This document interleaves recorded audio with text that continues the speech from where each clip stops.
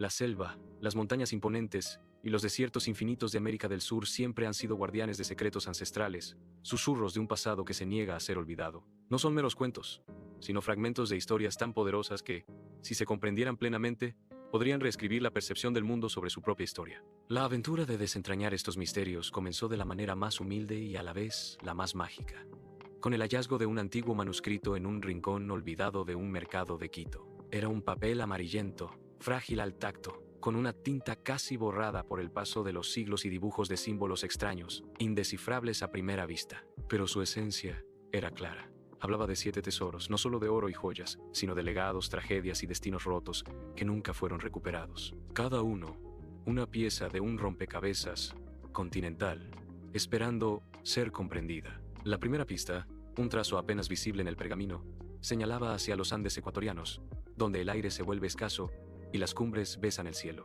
Allí flotaba la leyenda del tesoro de Rumiñahui, el valiente general inca, antes de que el rescate de su emperador, Atahualpa, cayera en manos de los conquistadores españoles.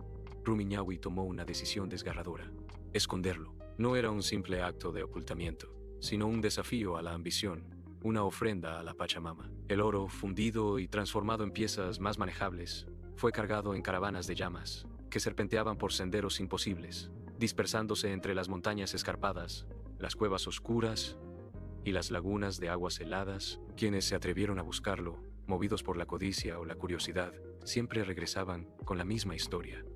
Un silencio extraño, casi opresivo, en los páramos, como si las montañas mismas observaran cada movimiento con una sabiduría milenaria. Algunos juraban haber visto destellos dorados bajo la superficie gélida de ciertas lagunas, fantasmas de un oro que se negaba a ser profanado. Pero nadie, jamás, logró recuperar ni una sola pieza. El tesoro sigue allí, se dice, custodiado no solo por la naturaleza indómita, sino por el espíritu inquebrantable del propio guerrero, un guardián eterno de su legado. La segunda historia, teñida de un verde profundo y envuelta en la niebla perpetua, llevaba a las entrañas de la selva colombiana, a una laguna sagrada, Guatavita. Allí no se buscaba una ciudad de oro, sino el tesoro del dorado.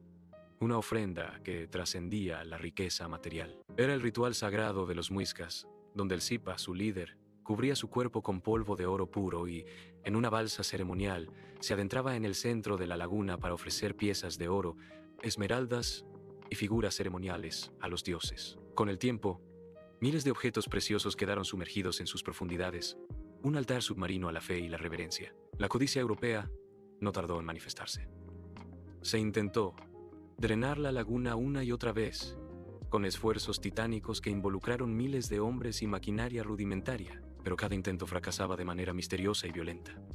Derrumbes inesperados, tormentas súbitas que arrasaban con todo, accidentes inexplicables que cobraban vidas. Era como si el agua misma, un ser vivo y consciente, defendiera sus secretos con una furia divina. La sensación de estar frente a Guatavita es indescriptible, una mezcla de asombro y respeto, como si algo antiguo y poderoso continuara observando desde las sombras líquidas, protegiendo su santuario de cualquier profanación. El tercer tesoro, con el sabor salado del mar y el rugido del viento, apuntaba a Venezuela, a las costas salvajes y las islas tropicales del Caribe Sur. Este no era un tesoro de imperios o rituales, sino el misterioso tesoro de los piratas. No una leyenda inventada, sino un botín real, acumulado por corsarios y bucaneros que surcaban esas aguas, sembrando el terror y la fortuna. Las historias hablaban de cofres rebosantes de monedas españolas, doblones de oro, joyas robadas a galeones y estatuas de oro macizo, junto con mapas secretos que nunca llegaron a manos de ningún imperio. El botín, según los relatos más persistentes, fue enterrado cerca del delta del Orinoco, en una zona tan densa,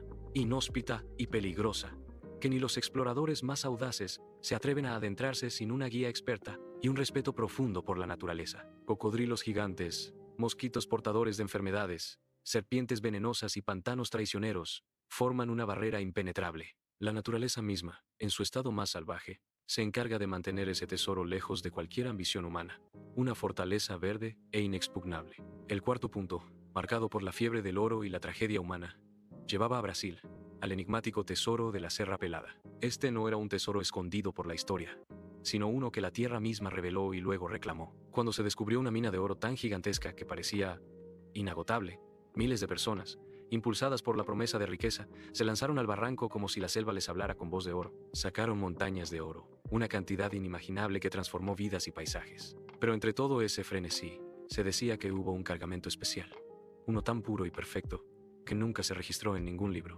Ese oro, de una calidad casi mística, desapareció sin dejar rastro. Algunos aseguraban que fue escondido por los propios trabajadores, que lo vieron como una señal divina o una oportunidad única. Otros susurraban que fue capturado en secreto por fuerzas oscuras, interesadas en su valor más allá de lo monetario. Hoy, esa parte del tesoro sigue sin localizar, enterrado en un territorio donde la tierra se abre y se traga todo lo que cae sobre ella. Un recordatorio sombrío de la fragilidad de la fortuna y la insaciable sed humana. La quinta historia emergía desde Bolivia, donde la montaña más temida y respetada del continente, el Cerro Rico de Potosí, guardaba un secreto aún más profundo que sus vetas de plata. Aunque en el pasado se extrajeron toneladas de plata, alimentando imperios y cambiando el curso de la historia, había un túnel, uno del que casi nadie se atrevía a hablar. Se decía que en su interior quedaba una cámara intacta, sellada por el tiempo, llena de barras de plata pura y objetos ceremoniales indígenas, creados mucho antes de que los colonizadores supieran de su existencia. Sin embargo,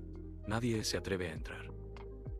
Los túneles son inestables, laberintos oscuros donde las sombras parecen moverse con vida propia, y el aire es tan pesado que quien baja demasiado profundo siente que el tiempo se detiene, que las almas de los miles de mineros que perecieron allí aún deambulan. La plata sigue allí, silenciosa, intacta, como si la montaña, cansada de ser despojada, no quisiera desprenderse de su último y más preciado secreto, protegiéndolo con el peso de su historia y el lamento de sus víctimas. El sexto tesoro se encontraba en Chile, bajo las aguas heladas y turbulentas del Pacífico, asociado a la leyenda del naufragio del Caleuche. Algunas historias lo describían como un barco fantasma, tripulado por almas errantes, que emerge de la niebla para llevarse a los marineros perdidos. Otras, más terrenales, hablaban de un navío español, cargado con oro, plata y piedras preciosas, destinado a Europa, que nunca llegó a su destino. Lo que todos coinciden es que aquel barco se hundió en una zona donde las corrientes son tan violentas y las profundidades tan abismales que ningún buzo ha logrado descender lo suficiente para explorar sus restos.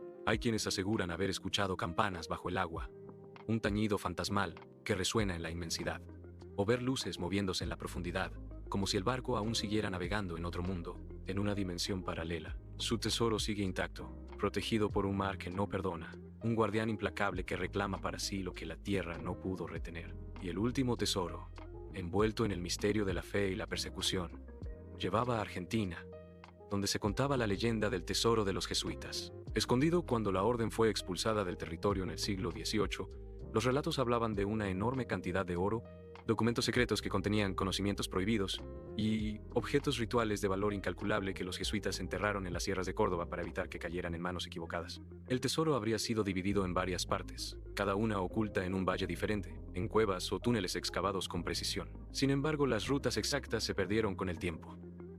Los mapas fueron quemados, los guías desaparecieron misteriosamente y los túneles colapsaron, como si una fuerza invisible quisiera borrar cualquier rastro. Todo parecía indicar que aquel tesoro no debía ser encontrado. Aún hoy, exploradores y buscadores de tesoros aseguran haber descubierto entradas misteriosas en la montaña, pero algo siempre los obliga a retroceder. Temblores repentinos, vientos huracanados que surgen de la nada, crujidos inquietantes en la roca o una sensación abrumadora de ser observados. Es como si la propia tierra, o quizás los espíritus de los jesuitas, los vigilaran, protegiendo su legado de la profanación. Cuando el manuscrito, ese frágil papel amarillento que unía todas estas historias, fue finalmente traducido por completo, su mensaje oculto se reveló con una claridad asombrosa. No era una guía para encontrar riquezas, sino una lección profunda, grabada en el tiempo.